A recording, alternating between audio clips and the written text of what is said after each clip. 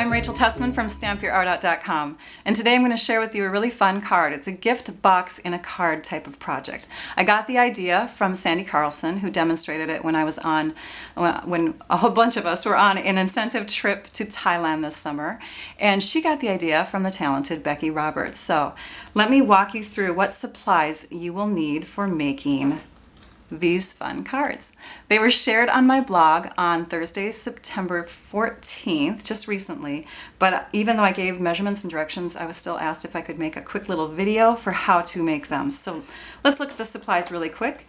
I used the Merry Little Labels stamp set, and in particular this one here, the Just For You, along with the Memento Tuxedo Black ink, and then the coordinating punch is called the Everyday Label Punch. You'll find that stamp set and that punch in our holiday catalog. And then I'm also going to use some basic tools like dimensionals, fast fuse, which is a really strong adhesive, my paper trimmer, and then my scissors. And I'm using the paper snips, but I'm also using a long-handled scissors, which I find is really, really helpful with a couple steps in there. The consumables that you'll need to have will be some rhinestones, this fun little bow. This is from our Season of Glitz mini gift bows collection. I'm also going to be using the vintage crochet trim, and also in the holiday catalog. These two are in the holiday catalog. The fun papers. These are two pieces of papers from the holiday catalog as well, and they're from the Merry Little Christmas packet of designer paper. There's a bunch of fun designs. These are just two of them. And then the cardstock that you'll need will be lots of Real Red, a little bit of Whisper White, I actually have too much here, a little bit of Old Olive, and a little bit of Basic Black. All right. The first thing that you'll want to do is take your Real Red cardstock, and we're going to cut it to 5.5 by 8.5. And then we're going to fold that in half, and I like to put a score line in there at 4.25. After you've done that, what I do is I fold it in half, and then I bring it back into the trimmer. Now, I'm going to zoom in a little bit. So what you'll want to do at this point is you'll want to have the fold towards the top of your paper trimmer, and we're going to bring the cutting blade in, and we're going to bring it to the 2-inch mark here. We're going to push it down, and we're going to slice. And over here on this side, I see the 1-inch mark, so go ahead and push it and slice upward. So what we're doing is we are removing a section on this card right at this point here. Now we're going to look at the measurements over here instead. So we've got 4.5, and we're going to move it over 2 inches. So let's bring it to the 2.5-inch mark, and we're going to do that again at 2 inches here on the little bar here of our trimmer. We're going to mark it at 2 inches, and we're going to push down and cut upward.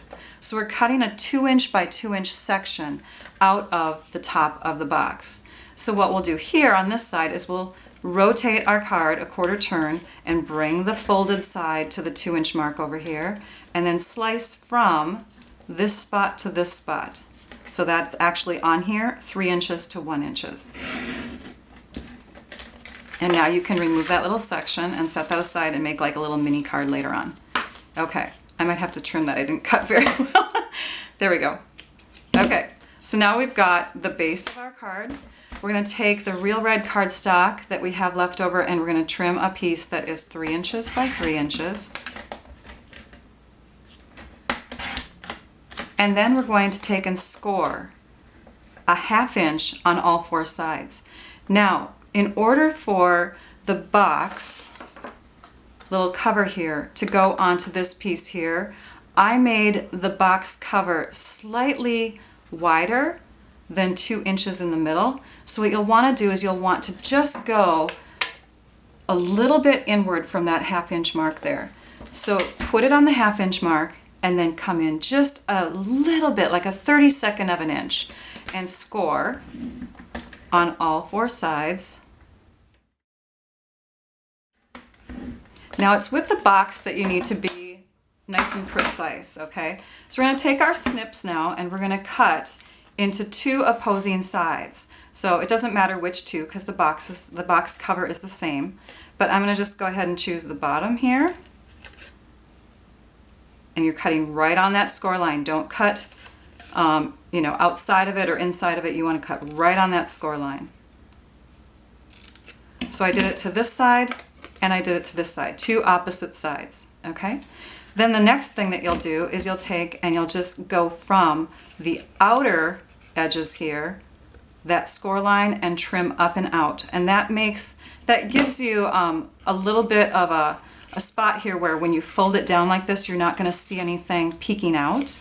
So we'll do that on the tab here at the top and bottom, and then flip it around and do the same thing here at the top and at the bottom. Okay, then you can fold all of those pieces inward like this, and we're going to put some adhesive on them. Okay, now that we have our adhesive on each tab, you're going to take and fold those tabs in and under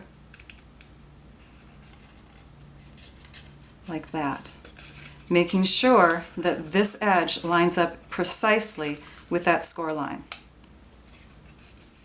Okay, we're going to set this piece aside, and that's actually going to match up with this piece here, which is 1 3/4 by 1 3/4.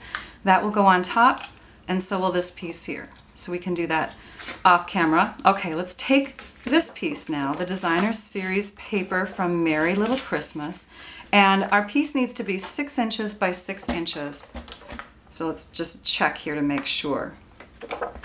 Okay, I think it's off just slightly, so let me just make sure we've got a 6 inch by 6 inch piece here.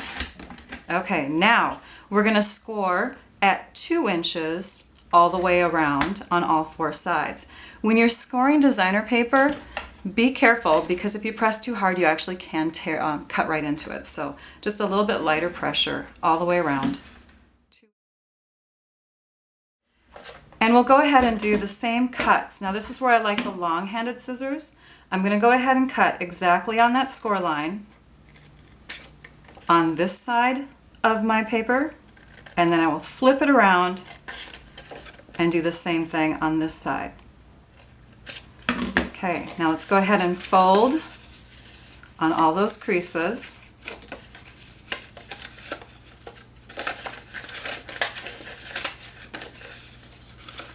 Now one more step that I like to do here is I like to trim. I'm not going to trim in like this, but I'm going to trim a little bit off the ends of each of these tabs this way. And it doesn't matter how much.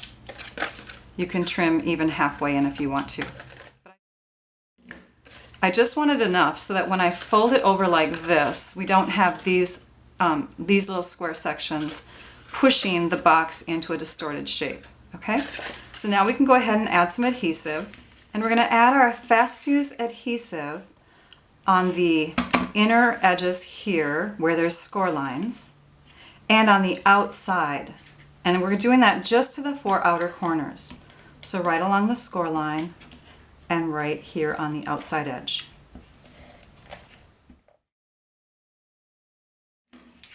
And as you bring these tabs in carefully, you want to make sure, that's really strong glue here, you want to make sure that this edge is meeting up exactly with that score line. Can't tell you how important it is to be precise on this box.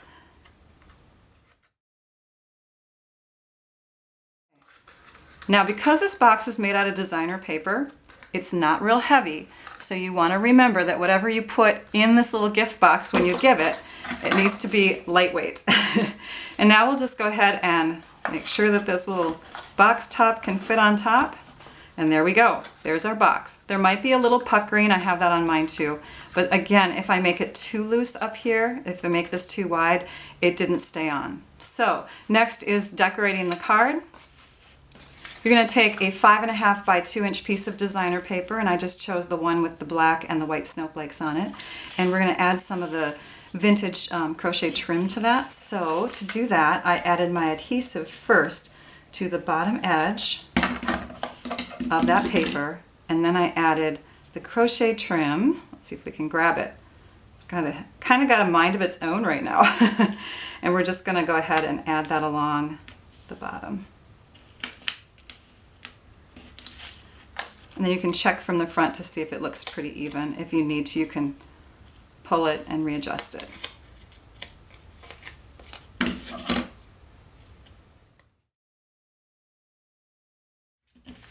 And then for our fun little embellishment up on top, this is pretty simple to do, but I have a fun tip for you. So you're going to stamp onto some scrap, Whisper White.